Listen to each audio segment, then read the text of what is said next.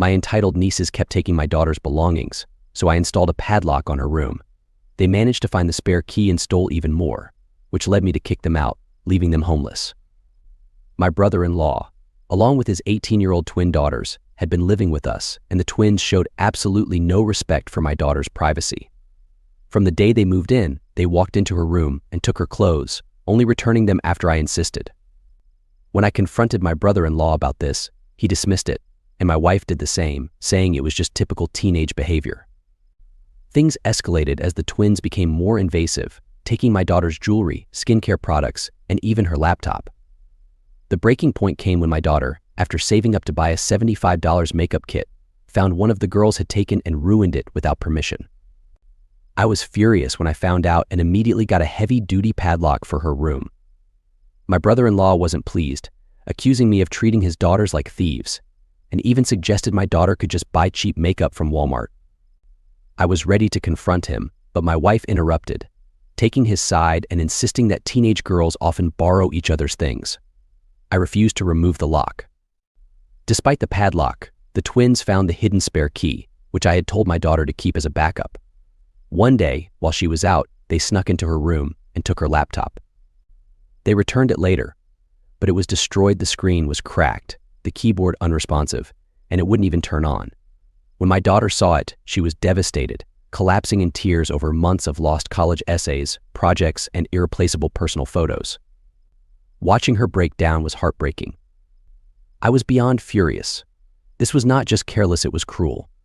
I stormed into the living room to confront my brother-in-law, expecting at least an apology or acknowledgement of how much damage his daughters had caused. Instead, he shrugged, claiming it was no big deal, and that my daughter should have backups of everything.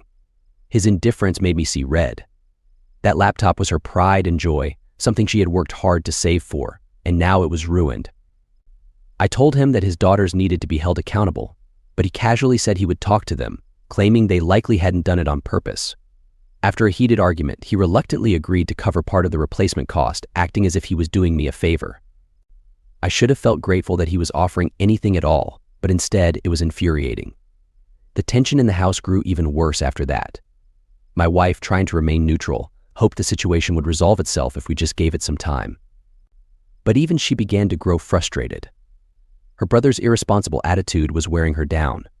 She started defending him less and less, and I could see the strain in her eyes every time we argued about it. The following week, my wife, Marcy, and I decided we needed a break from the chaos at home. So we took our daughter, Courtney, on a weekend trip to a nearby resort with an amusement park. It was a relaxing escape, making me almost forget about the turmoil at home. Unfortunately, we had to return. As soon as we walked through the front door, I froze. A strong stench of stale beer, cigarette smoke, and something sweet hit me immediately. The sight that followed was shocking. Soda had been spilled and soaked into the carpet, and my wife gasped beside me. The living room was a disaster zone. Couch cushions were on the floor, the coffee table had been shoved against the wall, and muddy shoe prints led straight through to the kitchen. Empty cans, bottles, and wrappers littered the floor like a tornado had torn through the house. I felt my stomach turn, but I didn't waste time. I ran up the stairs, 2 at a time, my heart pounding. When I reached my daughter's room, my worst fears were confirmed. The padlock I had installed on her door was smashed, the door hung slightly ajar, and inside was chaos. Her dresser drawers had been yanked out, clothes were scattered everywhere, her bed was unmade, and her laptop was gone. My wife appeared behind me, gasping at the destruction. "Oh my God," she whispered, her hand covering her mouth in shock. As we stood there, trying to process the mess, we heard the front door open downstairs. My brother-in-law casually strolled in, phone in hand, with a lazy grin. He said the kids had thrown a small party while we were gone and things had just gotten a bit out of hand. The place was trashed, and my daughter's room was destroyed. Without looking up from his phone, he told me to relax, reminiscing about the wild parties we used to throw in high school. He even smiled, proudly recalling how we trashed our parents' house once but cleaned it up before they returned. My wife's expression shifted from disbelief to fury. She reminded him that, unlike now, we had cleaned up our mess. This was different. He nonchalantly assured us that the kids would clean everything up, claiming we were blowing the situation out of proportion. For the first time since they had moved in, my wife finally stood up to her brother. She stepped forward, eyes blazing, and told him that he and his daughters were going to clean up the mess and pay for the damages. At first, my brother-in-law seemed confused, not expecting to face any consequences. He tried to downplay the situation, arguing that it was just a party. But my wife cut him off, firmly stating that his twins needed to take responsibility. He stared at her for a moment, clearly considering arguing back, but then swallowed his words. With a heavy sigh, he reluctantly agreed to take care of it. It was clear he wasn't used to being called out, especially not by his sister. For the first time in weeks, I finally felt like things might start to change. I realized I wasn't alone in this fight. One evening, I sat at the kitchen table reviewing our family's finances. For weeks, something had been nagging at me. Our savings were lower than expected, but I couldn't quite figure out why. As I dug deeper into the bank records, a pattern emerged. Small, recurring withdrawals every few days, $50 here, $75 there, had added up to over $11,000. My heart sank as I double-checked, hoping I was wrong, but it was clear something was off. These transactions didn't match our usual spending habits, and my wife had always been as careful with our finances as I was.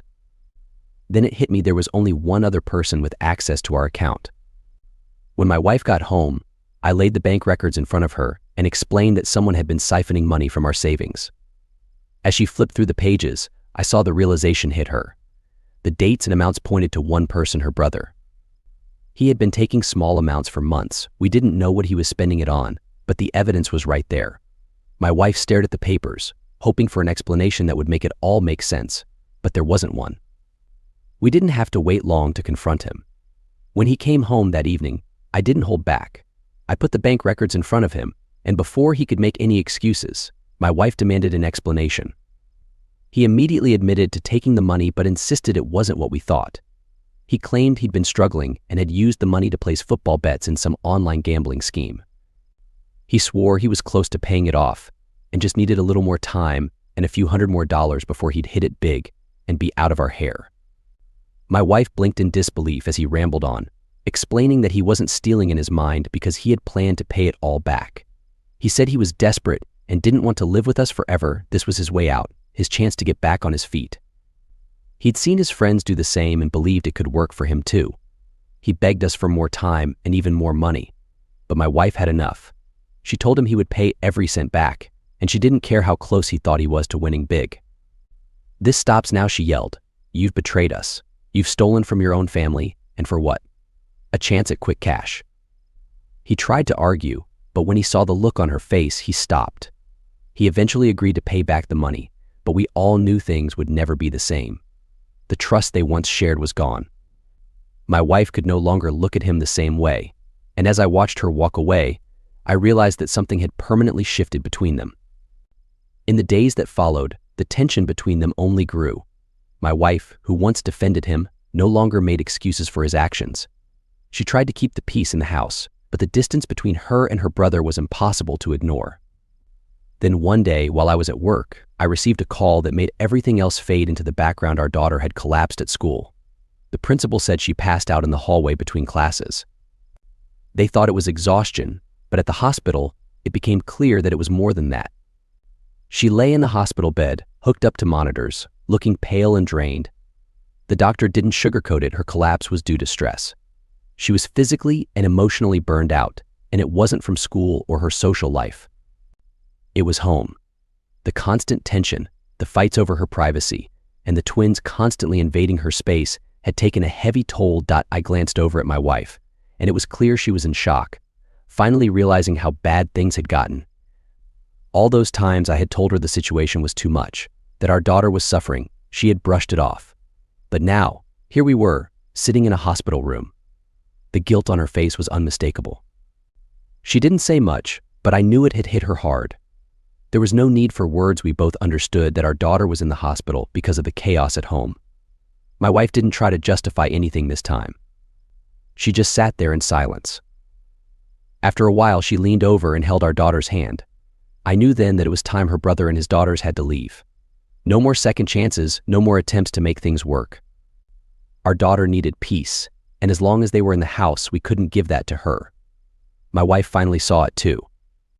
After we left the hospital, I knew I could no longer avoid the inevitable confrontation with my brother-in-law. Things had spiraled out of control, and the moment I walked back into the house, I realized it was time to face him. I found him sitting in the living room, completely oblivious to everything. That casual attitude he always carried, which used to seem harmless, now made my blood boil. I didn't waste any time. I told him he and his daughters had to leave. Enough was enough. At first he resisted, claiming he had nowhere to go, as if that somehow excused everything that had happened. He tried to guilt me by playing the family card, but this time I didn't budge. My daughter's well-being was on the line, and I wasn't willing to sacrifice that for anyone, not even him. The real turning point came when my wife stepped in. She had been stuck in the middle for so long, constantly defending him and brushing off his behavior. But after seeing our daughter in the hospital, something inside her shifted. She backed me up, finally realizing just how much harm had been done. I could see the guilt in her face for not stepping in sooner, but now she was resolute. She told her brother that he had to go. He was stunned. I don't think he ever expected her to side with me. The tension in the room was thick, and for a moment it seemed like he might argue again. But when he saw how serious we were, he gave up. They packed their things and left. Just like that, the house felt quieter. A weight had been lifted. After they were gone, my wife apologized. I could see how much it had been eating at her, how much she had overlooked for the sake of family. She admitted she should have seen the signs earlier, that she should have listened to me when I raised concerns. But in that moment, I wasn't interested in assigning blame. I just wanted to move forward for the sake of our family. Later that evening, we returned to the hospital to see our daughter. She was still weak, but there was a noticeable change in her. When we told her that her uncle and cousins were gone, she seemed visibly relieved. It hadn't been an easy decision, but it was the right one. After everything we had been through, my family finally had a chance to breathe again.